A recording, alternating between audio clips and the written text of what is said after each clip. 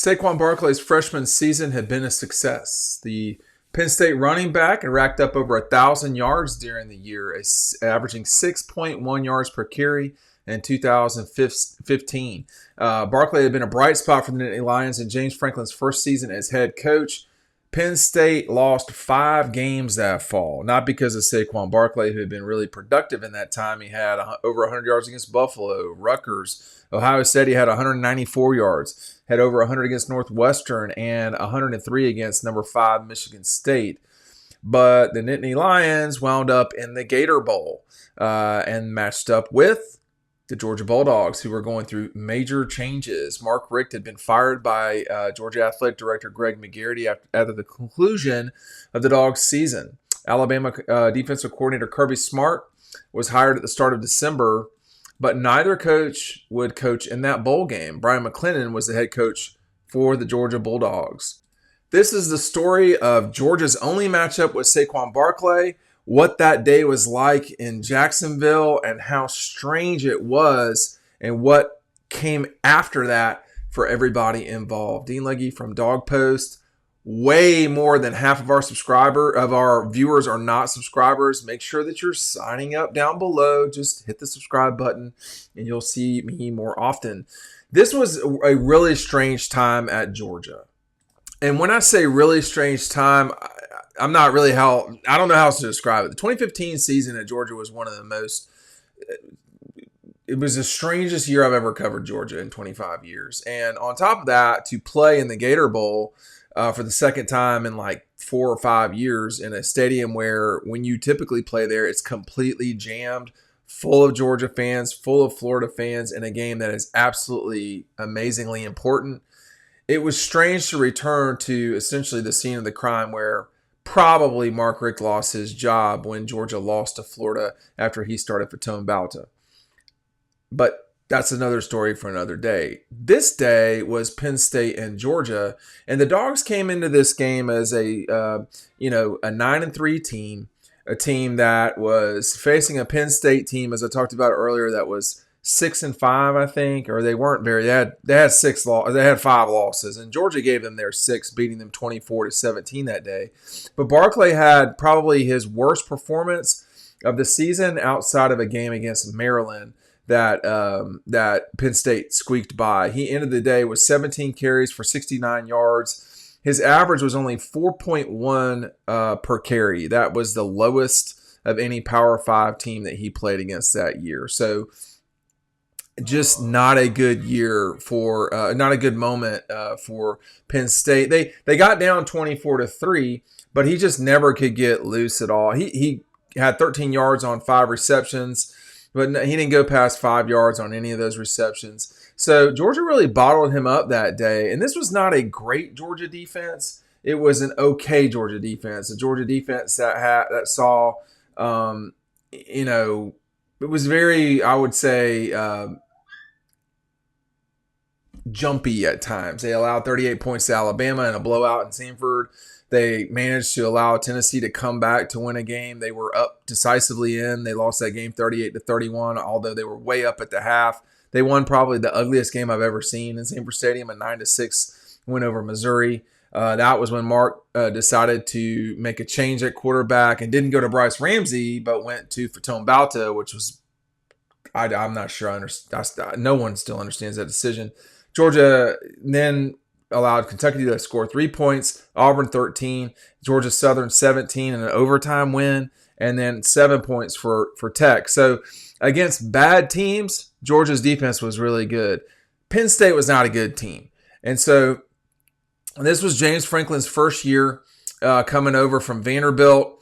And the Georgia fans know James Franklin pretty well and his foolishness. So to get another win over him, albeit at a better program, I don't think anybody's feelings were hurt about that. But Barkley never really could get going.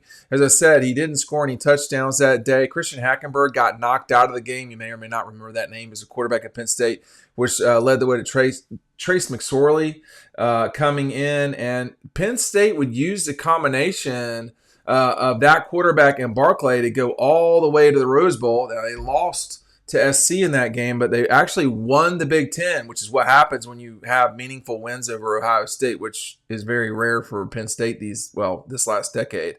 But they avoided playing Iowa. They beat Iowa. What I was trying to say was Michigan, who had throttled Penn State that year in 16, 49-10 at home. That was at Michigan. They lost to Iowa. Penn State's win over Ohio State is coupled with Ohio State's win over Michigan sent Penn State, not Michigan, not Ohio State, to the championship game to play Wisconsin.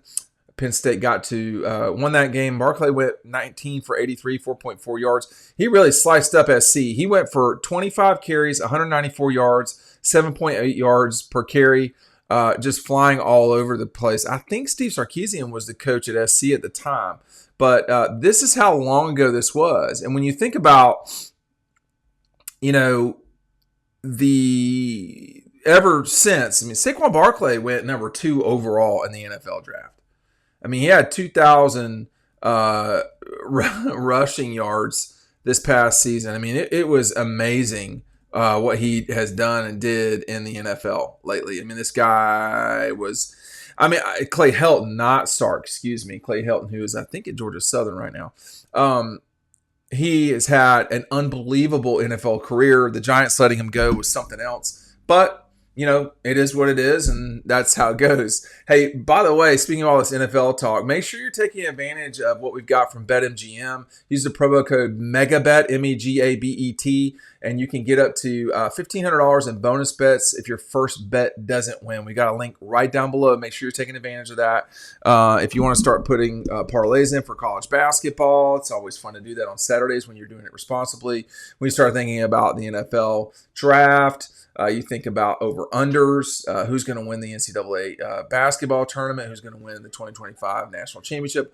All of those things can be things that you can responsibly play with MGM Bet. So take advantage of that, BetMGM. You can take advantage of that down below. But, Barkley, again, there's only, in thinking, of the great running backs Georgia's dealt with through the years, George Rogers, Marcus Lattimore for sure, George Rogers, and there are fewer and fewer of them now. Darren McFadden was a beast at Arkansas, but Barkley is probably going to be, I might regret saying this, Barkley is going to be probably going to be the last great running back that we see Georgia play, or at least there's not going to be a lot of them after him, because that position, specifically in college football, there's just not, an emphasis on that. Why? Well, in this game, Nick Chubb didn't play. Why didn't he play? He got hurt at Tennessee. So it was Sony and it was trick plays from Brian McClendon and so forth. But, this Georgia defense, which again was, okay. It wasn't unbelievable. And Alabama scoring 38 and Tennessee scoring 38. That kind of proves that to me. They pretty much slowed him down. They didn't shut him down, but they slowed him down. Now, the other caveat here is this was his freshman season. Saquon Barkley really, got going. Wasn't bad that year. He had 1,000 yards rushing that season. He had almost 1,500 the next year. And then the season before, he was drafted number 2 overall. He went for 1,271 with another 632 yards receiving. He was full on beast mode by then. But that day in Jacksonville, I remember it well. It was not a nice day. It was wet, soggy. The Dog Post crew went there. It was such a surreal feeling because, again, the last time Georgia had been there, they lost to Florida in a game that was decisive but not even competitive. Both teams didn't play great. That Georgia team, as I've talked about a lot, I've written about the 2015 season a ton. That Georgia season was just a mess. everything about that season was a mess.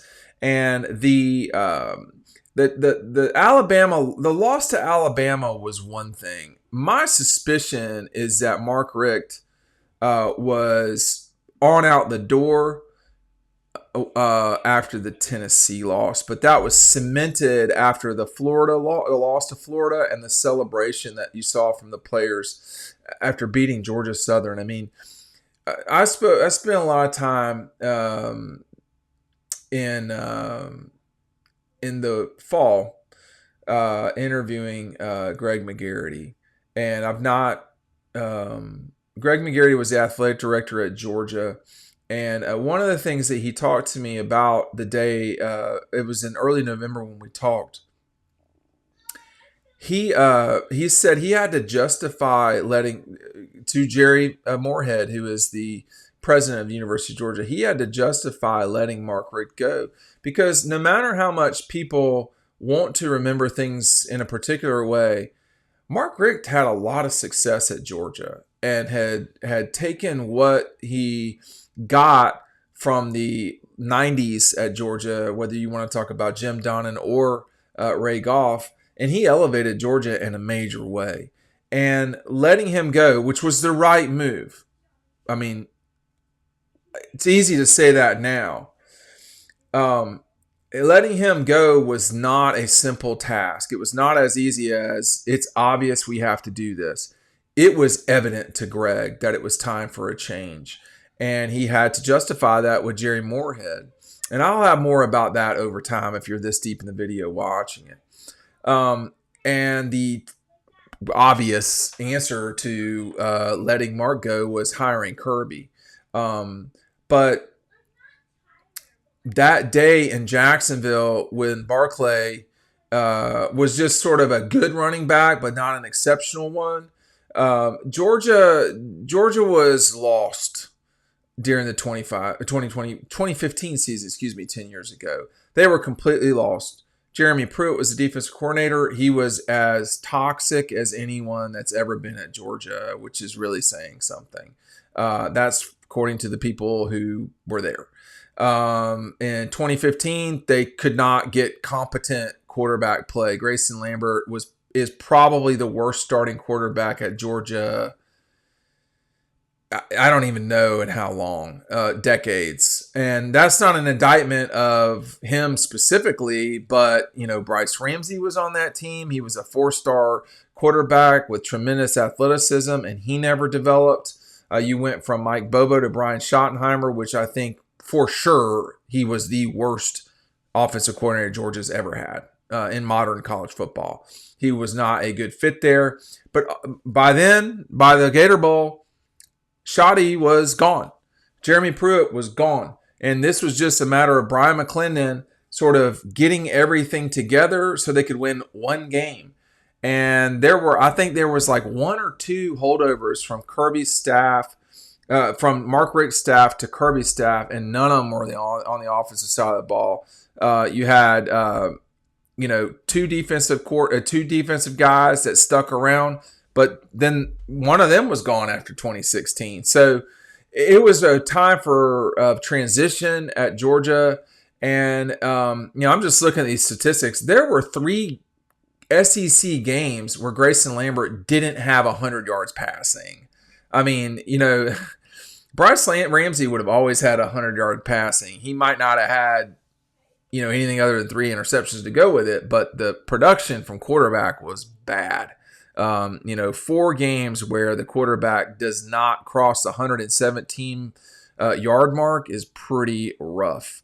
And then losing Nick Chubb at the Tennessee game, it was tough for Georgia. They were not prepared for what was going on. But that day in Jacksonville was such an odd day on a lot of different levels. And I wanted to touch on Georgia's time playing, defeating, and really slowing Saquon Barkley down at the 2016 Gator Bowl in Jacksonville. Thanks for watching.